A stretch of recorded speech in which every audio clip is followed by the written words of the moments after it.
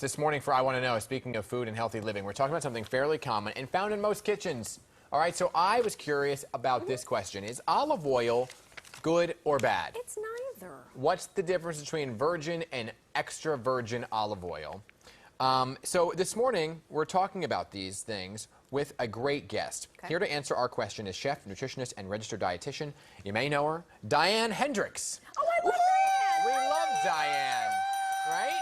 Diane, it's been a dog's age. It's been a while. Diane, how are you? Good. It's so nice to see you, Dan.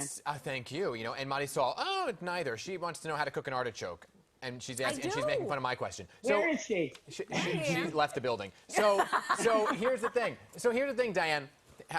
Diane, team Diane. Hi, Diane. Hey, OG the OG. Hey, Diane, good to see you. I started wondering this because I was reading so many things, Diane, about the different benefits of different oils and so on and so forth. And then you go to the aisle and there's the extra virgin, the cold press, and then there's coconut and avocado and grapeseed. And I'm just like, what the heck is what? So is it good or bad? Good. Oh, olive oil is one of the healthiest fats you can put into your body. You know, we all know the Mediterranean diet is the healthiest diet, can help you lose weight, lower risk of heart disease, blood pressure, and I think the generous consumption of olive oil might have a lot to do with that. But then you see the things like virgin, extra virgin, cold press, and you're like, well, which one do I buy? Right. What does it matter? Well, cold pressed is a very important point because the olives are actually pressed without any heat to get the oil out or any chemical processes. So you're getting the most unrefined, or the most unfiltered, right out of the pressing oil. So this right here is an extra virgin olive oil that is first cold pressed, which is so amazing. So you definitely, the best one you can get is the cold pressed olive oil, which is really good. And just really quickly, only because my dear friend Maria Lloyd, she has a restaurant in Manhattan. She has her own olive oil, and that's the one that I'm using, which is so good, right from the island of Crete. The Greek olive oils are very, very good. Marisol? I have so many questions. Hi, Diane. So good to see you. So I've heard of first cold press, and there are, to Mana's point, there are like a million different just brands of olive oil. Should we be using the same olive oil to saute vegetables that we would use to put in a salad, for example? That's a great question. Now, there's smoke points for all different types of oil. I learned that the hard way. And a lot of the more refined oils will have the higher smoke point, which is why it's great when you're like deep frying, which obviously you guys know I don't do. But you know, but if you're just like sauteing vegetables in a pan and you just want a quick sear, you can use an extra virgin olive oil. But, you know, for frying, like when you get like French fries out at a restaurant, you're getting like a very, very refined oil that lacks any type of benefits at all. I learned the smoke point the hard way by cooking something on the stovetop and then throwing that into the oven with the olive oil and you almost burning the whole house down. So, and it also, it's toxic. Once that oil breaks down past that smoke point, it can actually be toxic and it tastes like horrible. That explains why the food didn't taste that good. I can't believe you ate it after that.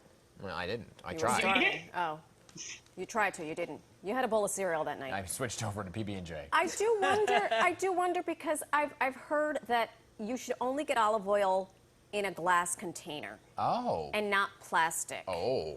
What do you say about that? Mine was plastic. Well, I know, a mine glass is plastic. container, and the container has to be dark. So you don't want a clear container. Or, you know, if you buy it in a metal tin, that's good as well, because exposure to light, heat, and oxygen will, you know, break down the oil. So you definitely want to get an oil that's in a dark container or in a can.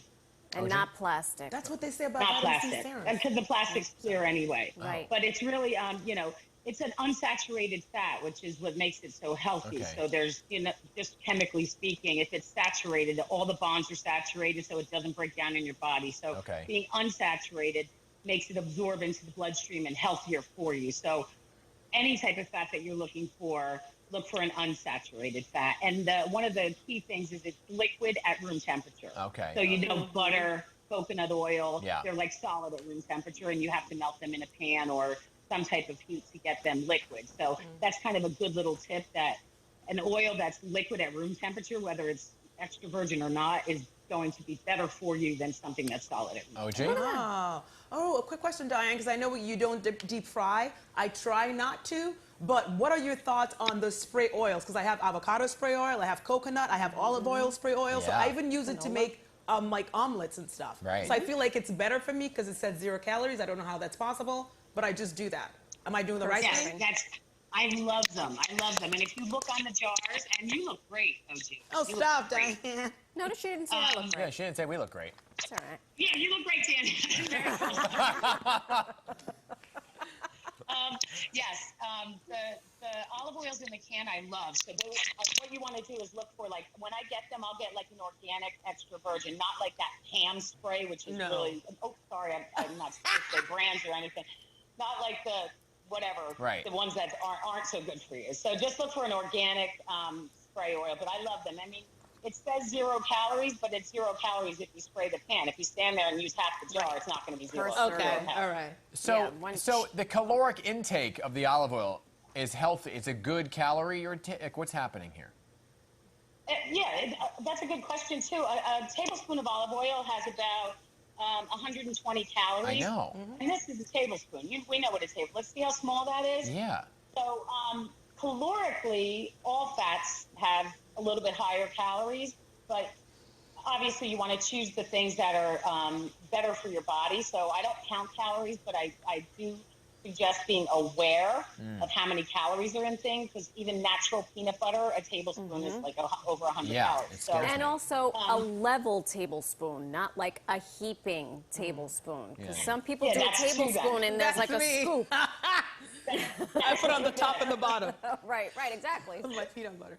Well, no, it's scary. It's calorically, it's one thing I do recommend people to do is to take your olive oil just once, because if you're used to in your pan, like picking up the bottle and going, just put it into the tablespoon first, then put it in your pan, and then it'll give you a really good insight into how much you actually use. So it's always good to get back on track by being aware of the quantity of good stuff. Totally. Great points all around, Diane. I heard though that when you dip the bread in the olive oil at the table, that has 0 calories. That's 0 calories. Zero altogether. Yeah. It depends on how long you hold it in the bowl. Yeah, exactly.